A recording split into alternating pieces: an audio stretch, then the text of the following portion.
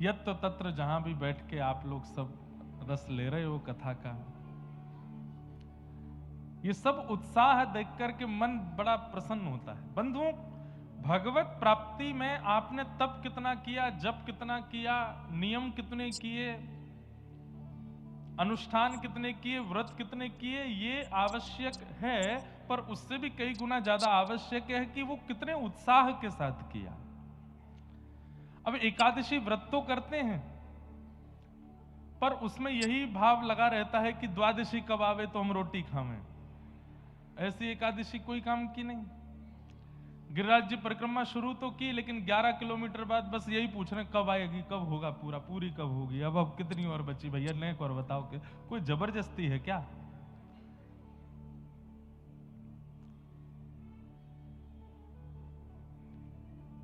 ठाकुर जी के किसी भी नियम को प्रारंभ करने में उत्साह रहता है व्यक्ति में, लेकिन जब मध्यस्थता आती है तो व्यक्ति बस यही सोचता है पूरा कब होगा। लोग हवन करते हैं तो हवन प्रारंभ में तो उत्साह में बैठते हैं, लेकिन मध्य में पंडित जी कितनी देर का और है, जल्दी करवाइए ना। पूजा होती है तो उसमें भी यही भाव। ये जो जल्दीबाजी पूरी दुनिया में रहती है, लेकिन ये ठहराव ठाकुर जी के संबंध में जब नहीं रहता है ना, तो उसको करने का कोई अभिप्राय नहीं है, उसको करने का कोई औचित्य नहीं है, उसको करने का कोई फल नहीं है। उत्साह सबसे ज्यादा आवश्यक है। आप लोगों में से कलकत्ता में कथाएं होती रहती हैं, ध्रुव चरित्र सबने सुना है। 5 महीने में ठाकुर जी मिल गए। क्या सिद्ध हुआ कि भगवत प्राप्ति के लिए कोई समय निश्चित नहीं है। हम लोग कथा में सुनेंगे कि भगवान कपिल के पूज्य पिताजी कर्दम ऋषि, उनको 1000 वर्ष की तपस्या से ठाकुर जी मिले, और वहीं आगे चल करके ध्रुव जी को 5 महीने में मिल गए।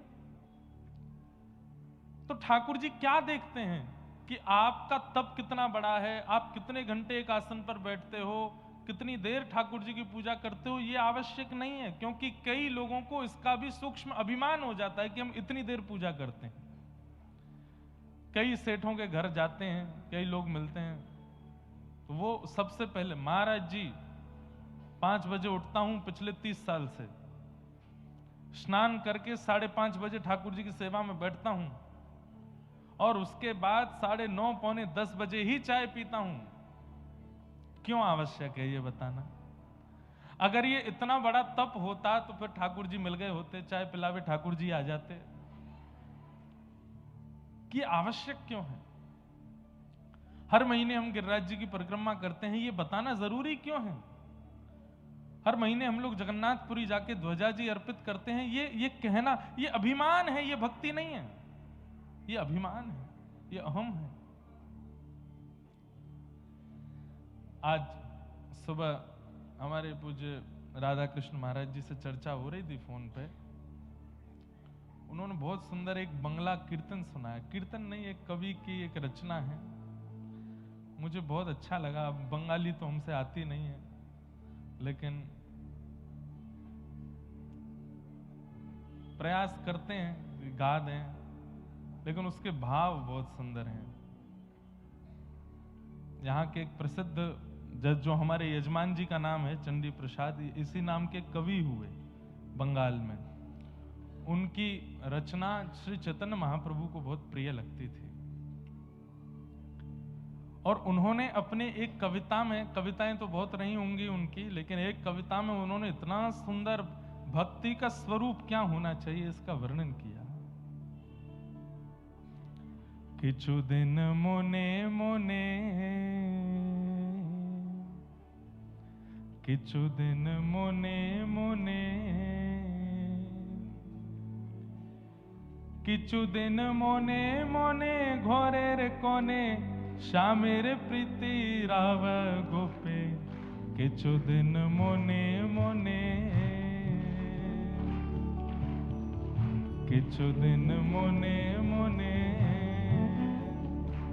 श्री चैतन्य महाप्रभु जब इनका कीर्तन सुनते थे, कवित्व सुनते थे, मैं गाऊंगा, बजाते रहो धीरे धीरे, गलती हो तो क्षमा करना, बोले अर्थ पूरा बताऊंगा आपको। बंगला भाषा में होठों का गोल होना बहुत जरूरी है, अब वो हमारे हैं नहीं। चोलवो, खावो, पीवो, अब ये कैसे, ये तो होठ गोल ही हो, मतलब जैसे वंशी बजती है ना गोल होठ से, वैसे ही बंगला भाषा भी गोल होठ से ही बोलती है, मानो सब वंशी ही बजाते हैं, इसीलिए इतनी मधुर भाषा है यहाँ की। तो महाप्रभु जी को इनका कवित्व बहुत सुंदर लगता था, और आप अपनी अपनी कविता में लिख रहे हैं, आपको तो समझ आ गया होगा। बोले कुछ दिन मौन मौन घर के कोने में बैठ कर के श्याम सुंदर को याद करो, किसी को पता ना चलने पाए कि तुम ठाकुर जी को याद कर रहे हो।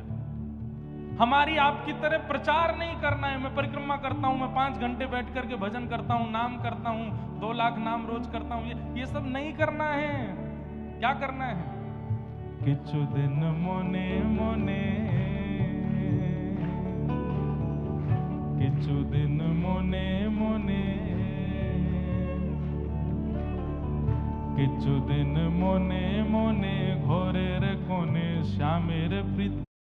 इस बार फेस्टिवल और वेडिंग्स के लिए मैंने बहुत ढेर सारी फुटवेयर्स किछु दिन मोने मोने घोरेर कोने श्यामेर प्रीते राखे गोपेरे, किछु दिन मोने मोने। इशारा कवि कथा गोते माथे,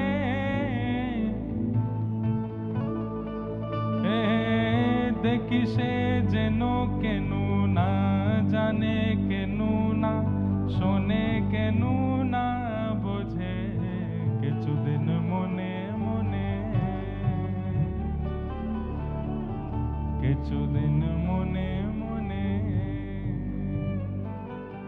एक घर के कोने में बैठ करके केवल याद करो, कोई किसी को पता ना चले, कोई पूछे कि तुम क्यों रो रहे हो तो कह देना कि पीड़ा में हूं इसलिए रो रहा हूं। ये नहीं पता चलना चाहिए कि कृष्ण की याद में रो रहे हो, वृंदावन को याद करके रुदन कर रहे हो, ये किसी को पता नहीं चलना चाहिए।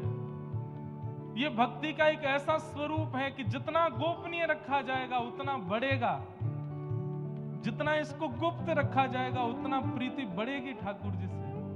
किछु दिन मोने मोने,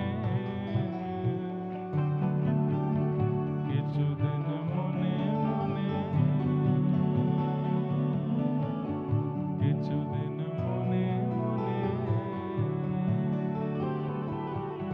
किछु दिन मोने मोने।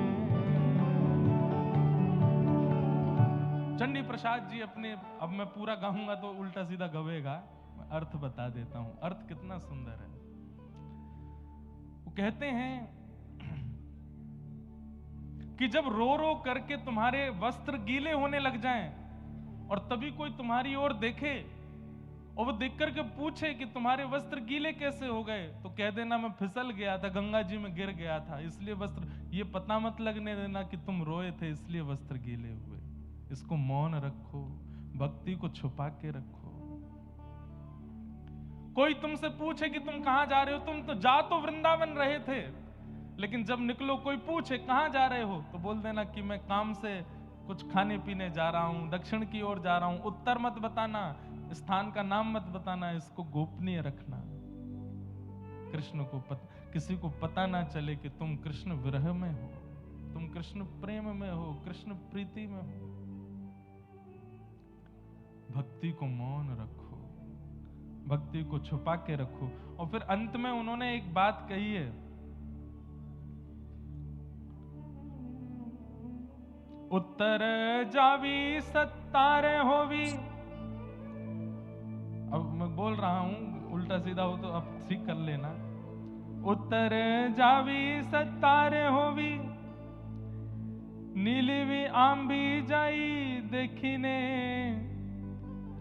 रसिक जाने रोसेर मीरम रोसेर मरम, अरसिक जाने बेकेने, किछु दिन मोने मोने। श्याम श्याम समेरे नाई ते जावी, जल के परस करीब के ने, सायर सतर दिए अशब फिरे, कायर बसन भिजवे के ने, के चुदिन मुने मुने। भैया ये प्रेम की बात है, इसको सबके सामने मत बोलो, रसिक ही जानते हैं। हमारे व्रज के रसिक संत कहते हैं, रसिक जनन रसिकन की बातें, रसिक बिना को समझ सके ना। एक बात बोलें, आप कितना भजन करते हो, जब किसी अरसिक के सामने बोल देते हो, उसी दिन से आपका भजन घट जाता है। आप कितना ठाकुर जी से प्रेम करते हो, ये किसी संसारी व्यक्ति को जब पता चल जाता है, आपके मुख से बताने पर पता चल जाता है, उसी दिन से आपके भाव में कटौती होने लगती है। इसलिए सबको मत बताइए कि आप कैसे भजन करते हो, कितना भजन करते हो, क्या नियम करते हो, ये सबको बताने की आवश्यकता नहीं है। अब हमें पूरा भजन तो हमसे नहीं गवरा, पर जाते जाते गा के ही जाऊंगा। मैं भी हटीला हूं, मानूंगा नहीं। बंगला भाषा जाते जाते बूझते पारो, समझ जाऊंगा। आते हैं एक दो पद तो मुझे बंगला भाषा में भी आते हैं। हमारे वृंदावन में बंदर, बनिया, ब्राह्मण और बंगाली, ये चार ही तो हैं। हमारे वृंदावन में हर दूसरे घर के बाद आपको एक बंगाल के भक्त मिलेंगे। हमारे वृंदावन को ये जो नाम और ये जो ध्वनि के साथ सुबह सुबह 4 बजे 3 बजे से जो ये कीर्तन प्रारंभ होता, कौन करते हैं? हमारे बंगाल के वैष्णवी तो रहते हैं वृंदावन में। हमारे बंगाल के वैष्णवों की ही भजन की पद्धति आज वृंदावन में चल रही है। क्या हो गया? आवाज नहीं आ रही? क्या हो गया?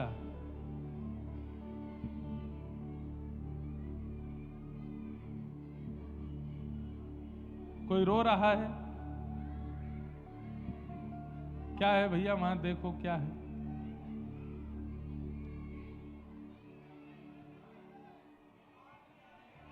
हैं? स्क्रीन नहीं चल रही, स्क्रीन नहीं चल रही, आवाज नहीं आ रही है। ये दो काम हो रहे हैं। बैठ जाओ बैठ जाओ बैठ जाओ, अभी करवाता हूं। अब कल से मैं ही ठीक करने आया करूंगा सब। बैठो, बैठ जाओ। अब क्या बताएं, हम छोटे मोटे वक्ता हैं, ऐसी व्यवस्था ही रहती है हमारी, तो ज्यादा कोई विशेष तो है नहीं। बैठ जाओ, बैठ तो जाओ, करवा रहे हैं। दरवाजा खोलना है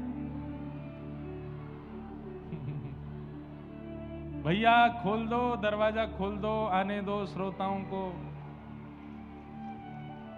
बैठने दो भैया, जहां जगह मिले बैठने दो, आने दो, अंदर आने दो, ऐसे मत रोको किसी को भी। अब बैठ जाओ, बैठ जाओ। हमको भैया कथा की भरपाई करनी पड़ेगी।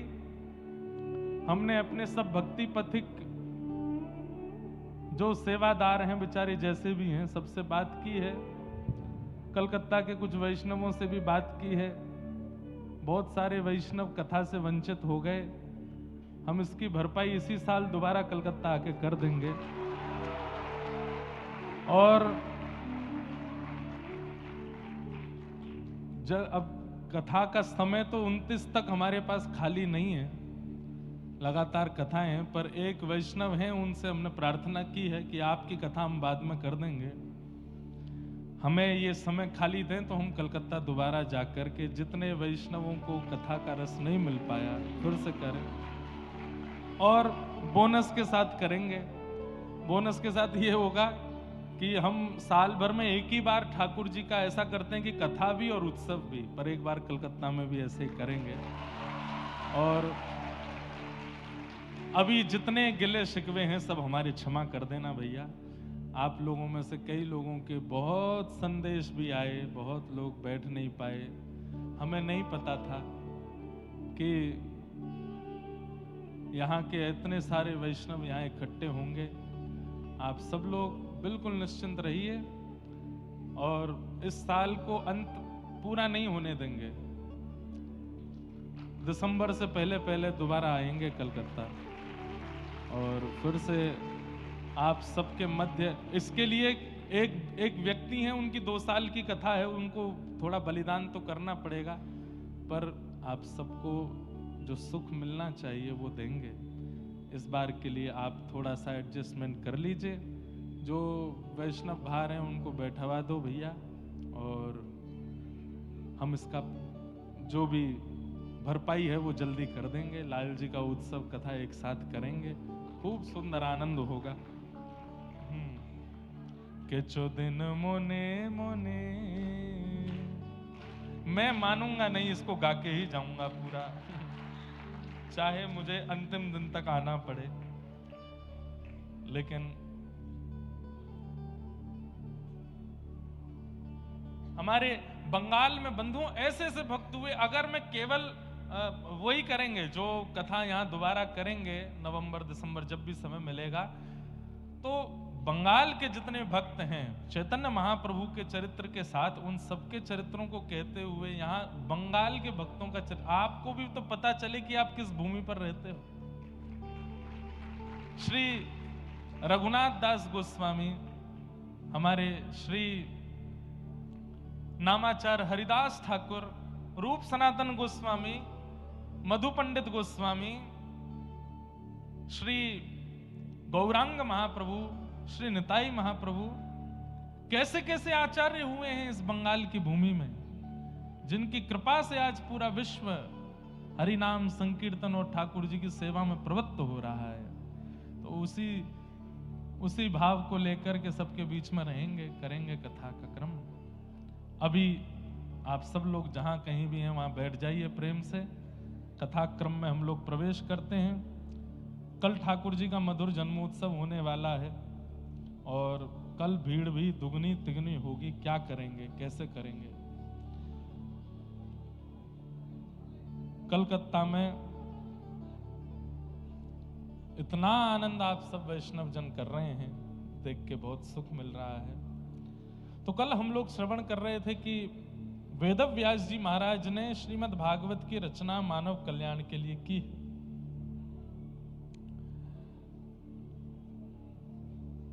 भागवत जी की रचना हुई, व्यास जी ने अपने पुत्र श्री सुखदेव जी को कथा का दान किया और श्री शुकाचार्य जी महाराज ने यही कथा अपने मुख से परीक्षित जी को श्रवण कराई।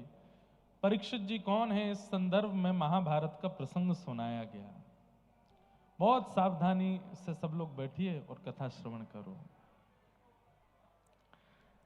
यदा मृधे कौरव संजयानाम वीरस्वथो वीर गतिम गतेषु ब्रकोदरा विग्ध गदा विमर्श भृगनोरुदंडे धृतराष्ट्रपुत्रे।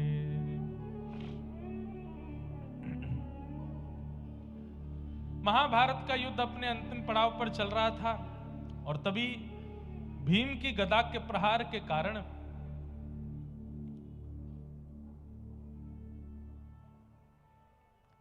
धृतराष्ट्र की जंघा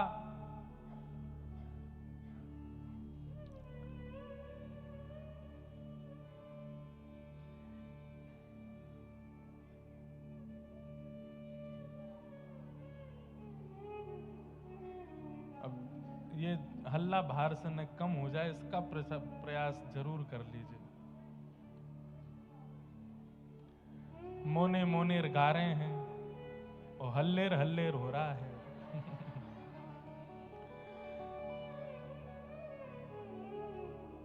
अच्छा, आज्ञा का पालन एक को बोलते हैं, 10 उठ के तो चुप कराने जाते हैं।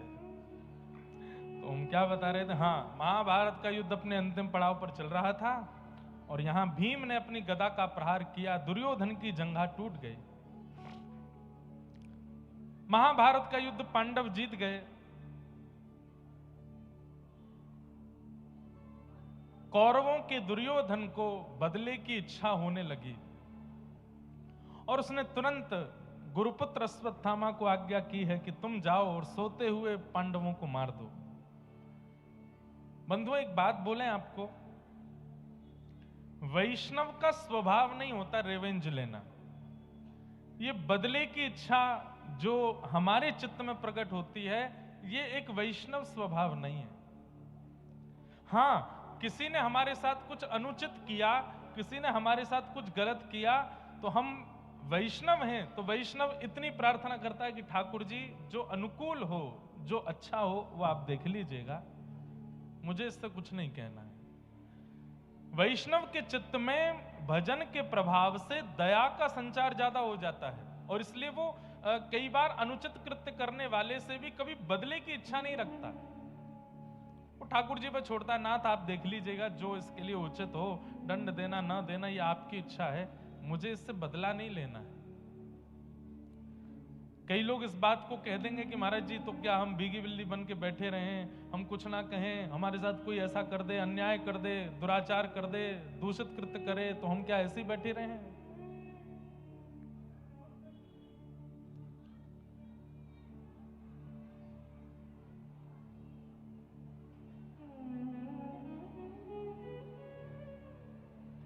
हम माइक वाले भैया का नंबर दे देते हैं, पकड़ लेना है इनको।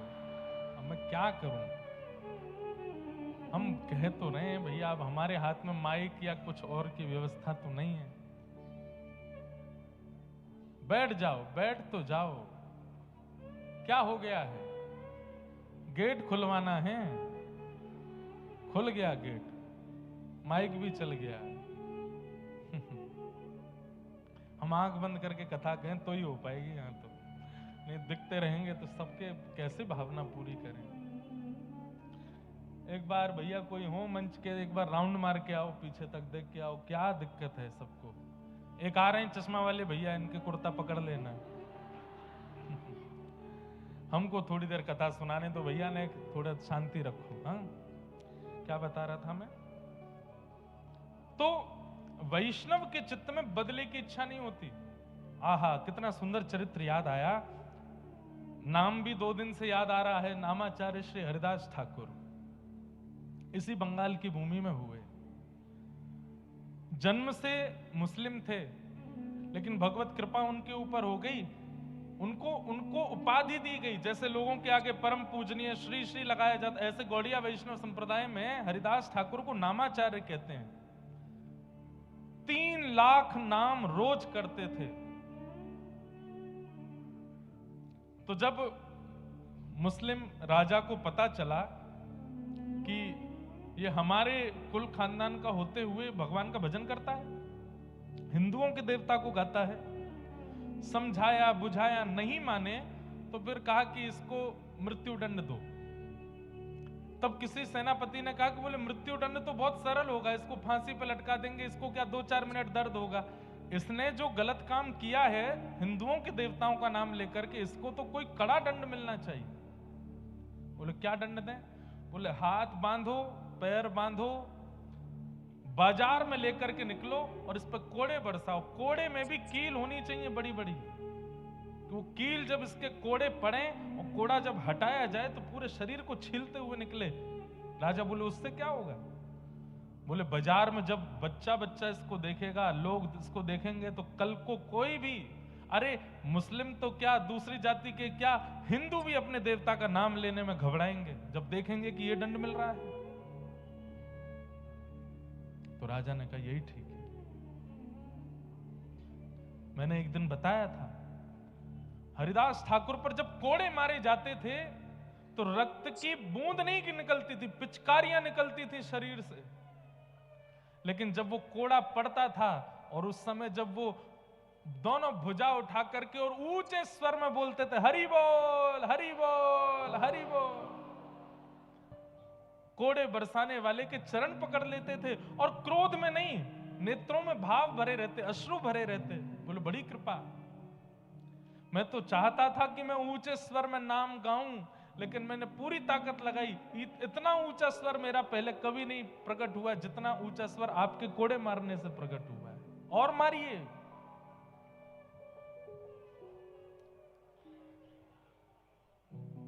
प्रसंग आता है कि जब भक्त के ऊपर पीड़ा आती है और भक्त जब क्षमा करने लगता है तो ठाकुर जी फिर बदला लेने के लिए आते हैं। और यह बात निश्चित है, करके देख लीजिएगा। अगर आप भजनानंदी हो, अगर आप वैष्णव हो, आपके साथ कोई अनुचित कृत्य करता है, क्षमा कर दीजिए। ठाकुर जी ऐसा जवाब देते हैं उस व्यक्ति को फिर कि वही आएगा आपके चरणों में। और एक बात याद रखिएगा, वैष्णव भक्त का इस पूरे ब्रह्मांड में जिसने भी अपमान किया, ऐसा हुआ ही नहीं कि वो लौट करके क्षमा मांगने नहीं आया। एक दिन जरूर आया है, अपनी गलती का उसको एहसास हुआ है। बस वैष्णव शांत हो जाए, मौन हो जाए, उससे कुछ कहे ना। जब हरिदास ठाकुर पर इतने कोड़े मारे गए, इसके बाद भी उन्होंने कुछ नहीं कहा। महाप्रभु जगन्नाथ जी को आवेश आ गया और तुरंत सुदर्शन जी को आज्ञा की है, जाओ जाकर के इन म्लेच्छों को नष्ट कर दो, और इनको ही नहीं, इनके पूरे पृथ्वी पर जितने म्लेच्छ हैं सबको नष्ट कर दो। कोड़े बरसाए जा रहे हैं। सब लोग इधर देखो, ध्यान से सुनो। बाजार में कोड़े बरसाए जा रहे हैं। बच्चे अपने घरों में डर करके बैठे हैं। मां से पूछते हैं, मां इनको क्यों मार रहे हैं? बोले ये हरे कृष्ण हरे राम बोलते हैं इसलिए मार रहे हैं। तुम मत बोलना कभी। इतना भय बैठ गया लोगों के अंदर। और उसी समय आकाश में एक सूर्य तो थे ही, दूसरे सूर्य प्रकट हो गए। एक सूर्य जो स्थित सूर्य हैं, उनसे भी तीव्र तेज वाले सूर्य साक्षात सुदर्शन जी आकाश में आ गए। और जैसे ही वो सुदर्शन जी नीचे पृथ्वी पर उन म्लेच्छों को नष्ट करने के लिए आने लगे, हरिदास ठाकुर भुजा उठा के रोने लगे, नहीं जगन्नाथ, नहीं महाप्रभु, ऐसा मत कीजिए। सुदर्शन जी प्रकट हो गए। प्रकट होकर के बोले, हरिदास ये तुम पर कोड़े मार रहे हैं और तुम पर किए जा रहे अत्याचार को देख करके लोग नाम गान करना बंद कर दे रहे हो, तुम कह रहे हो इनको मत मारो, क्यों? जरा हटो तो, मुझे देखने दो इन लोगों को। चरणों में गिर गए। बोले नहीं सुदर्शन जी, ये त्रेता नहीं है, ये सतयुग नहीं है, ये द्वापर नहीं है, ये कलयुग है। आपने त्रेता में उद्धार किया है, आपने द्वापर में उद्धार किया है, आपने सतयुग में उद्धार किया है। कलयुग में उद्धार नहीं, कलयुग में तो स्वीकार करना है, सबको स्वीकार करना है, सबका कल्याण करना है। इसीलिए आज भी आप जगन्नाथपुरी में देखेंगे, महाप्रभु जगन्नाथ जी के बगल में सुदर्शन जी तीखे नहीं है। सुदर्शन जी का स्वरूप क्या है? उनके जो कोने हैं वो तीखे हैं। उनका जो स्वरूप है, आज नील चक्र का आप दर्शन करेंगे जगन्नाथ मंदिर के ऊपर, नील चक्र खूब तीखा है। अगर वो नील चक्र जोर से घूमने लगे, किसी के नगर के नगर उड़ाने की सामर्थ्य नील चक्र में है। लेकिन महाप्रभु जगन्नाथ जी के बगल में जो सुदर्शन जी विराजमान है, लोगों ने दर्शन किए कि नहीं पता नहीं, वो एक दंड के रूप में बैठे हैं। दंड के रूप में सुदर्शन जी का वो स्वरूप नहीं है। क्यों? क्योंकि कलिकाल में इन भक्तों ने ठाकुर जी से प्रार्थना की कि यहां पर संहार नहीं करना है, यहां पर उद्धार नहीं करना है, यहां तो हर किसी को स्वीकार करना है। सुदर्शन जी महाराज शांत हो गए। महाप्रभु जगन्नाथ जी से जाके बोले हरिदास ठाकुर ही नहीं मारने दे रहा है। महाप्रभु जी बोले ये मेरे भक्त हैं, ये अपने ऊपर अत्याचार करने वालों को भी क्षमा कर रहे हैं। बोले ये कलिकाल के भक्त हैं। ऐसे नामाचार्य हरिदास ठाकुर। फिर उनके बड़ी सुंदर कथा है कि इतना मारा फिर भी उनकी मृत्यु नहीं हुई। तो उन सैनिकों को लगने लगा कि ये तो मर नहीं रहा है, और अगर ये नहीं मरा तो राजा हमको मार देगा। तो उनकी पीड़ा देख करके हरिदास ठाकुर बोलने लगे, क्या बात है? बोले तू मरता नहीं है और तू नहीं मरेगा तो राजा हमको मार देगा। तो हरिदास ठाकुर बोले चिंता नहीं करो, मैं अभी मर जाता हूं। लेट करके अपने आप प्राण त्याग दिए और बोले अब आप राजा से जाकर के कह दो कि मैं प्राण त्याग चुका हूं। ऐसे हरिदास ठाकुर नामाचार, नाम 3 लाख नाम रोज करते थे। कोड़ों से नहीं मरे, हर प्रकार की योजनाएं बना ली, फिर भी उनकी मृत्यु नहीं हुई। और उनके जीवित रहने से लोगों के अंदर नाम का प्रभाव बढ़ता जा रहा था। भले ही लोग प्रकट रूप से नाम नहीं गाते थे, लेकिन एकांत में जाकर के हरिदास ठाकुर का स्मरण करके नाम करते थे कि नाम का प्रभाव है हरिदास ठाकुर का। तब म्लेच्छों ने विचार किया कि हरिदास ठाकुर ऐसे तो नहीं मर रहा है, अगर इसका चरित्र हनन हो जाए, अगर इसका चरित्र हनन हो जाए तो हो सकता है कि नगर में इनका दुष्प्रचार होगा तो लोग इनकी बात मानना बंद कर देंगे। तब म्लेच्छ राजा ने एक नगर वैश्या को बुलाया और कहा कि हरिदास ठाकुर जिस कुटिया में बैठ के भजन करता है तुम वहां चली जाओ और कैसे भी करके उसको बहला फुसला करके और अपना बनाने का प्रयास करो, और कुछ नहीं, वो तुम्हारे ऊपर केवल हाथ रखे, आशीर्वाद देने को ही हाथ रखे, तुम बस चिल्ला करके हल्ला कर देना, तभी हम पूरे नगर को लेके पहुंच जाएंगे और हरिदास ठाकुर पर उसके चरित्र हनन का आरोप लगा देंगे। वैश्या बोली ठीक है, ये तो मेरे बाएं हाथ का खेल है। पहुंच गई वैश्या, हरिदास ठाकुर बैठे हैं और वैश्या ने जाकर के कहा ये आपके बंगाल के भक्त हैं। वैश्या जाकर के बैठ गई और बोली महाराज क्या कर रहे हैं? बोले मैं नाम कर रहा हूं। बोले इतने युवा हैं आप, इतना सुंदर आपका यौवन है, अभी युवावस्था में है, कहां नाम कर रहे हैं? मेरी इच्छा है मेरे पास बैठिए, मुझसे थोड़ी बात कीजिए। हरिदास ठाकुर बोले देवी आप मेरे कुटिया में आई हैं, आपकी इच्छा जरूर पूरी करूंगा, लेकिन मेरा नियम है मैं 3 लाख नाम किए बिना कुछ नहीं करता, पहले अपना नाम कर लूं उसके बाद आपसे मिलूंगा। आप थोड़ी देर प्रतीक्षा करो, बस मेरा नाम हो जाए फिर मिलता हूं। वैश्या बैठ गई सामने और श्री हरिदास ठाकुर नाम में लग गए। करते करते करते दोपहर हो गई, दोपहर से शाम हो गई, शाम से रात हो गई। सामने बैठी वैश्या को नींद आने लगी। हरिदास ठाकुर बोले आपको निद्रा आ रही है, आप चाहो तो थोड़ी देर विश्राम कर लो। यहां वैश्याएं सुधर रही हैं, यहां पर सब सुधर रहे हैं, पर ये कब सुधरेंगे? अरे सुन लो भैया, मोनेर मोनेर। तो वैश्या बोली आप अपना नाम कर लीजिए, मैं कल आ जाऊंगी आपके पास। बोला हाँ कल आ जाना। हरिदास ठाकुर का नियम था कि 12 बजे अगर 3 लाख नाम पूरे हुए तो 12:01 पर दूसरे दिन का नाम शुरू कर देते थे। वैश्या सुबह फिर से आ गई, आकर के देखा तो हरिदास ठाकुर फिर से नाम में बैठे। बोले आपका कल का पूरा नहीं हो? बोले कल का तो पूरा हो गया, दूसरे दिन का शुरू हो गया।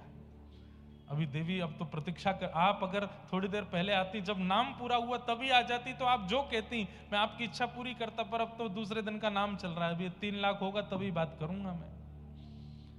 वैश्या फिर बैठ गई सामने, जपते जपते जपते। हरिदास ठाकुर नाम नहीं जप रहे हैं, प्रत्येक नाम में प्रार्थना कर रहे हैं कि हे जगन्नाथ मेरे इस नाम का बल, मेरे इस नाम का प्रभाव, मेरे इस नाम का पुण्य इसको दे देना।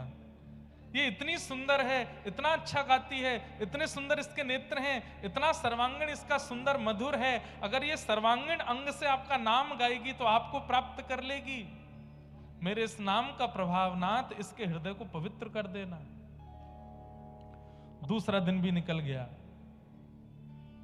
वैश्या रात्रि में बोली मैं जाती हूँ, कल फिर आऊंगी, मुझे सही समय बताओ कितने बजे नाम पूरा होता है? बोले मुझे समय तो नहीं पता, पर तुम आ जाना सुबह भोर में, मंगला में आ जाना, सुबह सुबह 4 बजे आ जाना। ठीक है।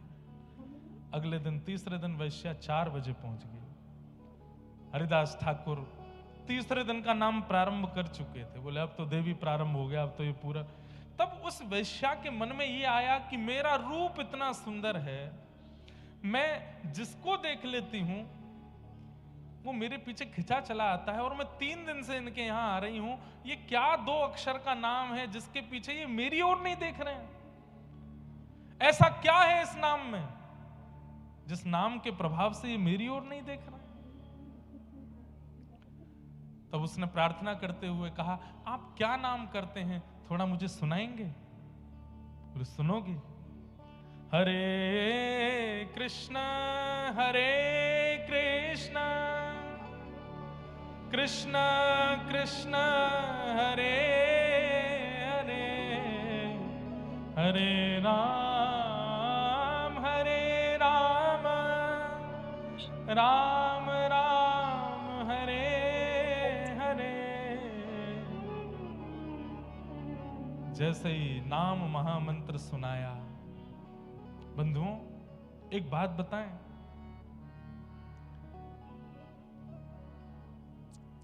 सामान्य कोई व्यक्ति अगर महामंत्र बोलेगा, जो नियम नहीं करता, जो पवित्रता नहीं रखता, जो शुद्धि नहीं रखता, जिसका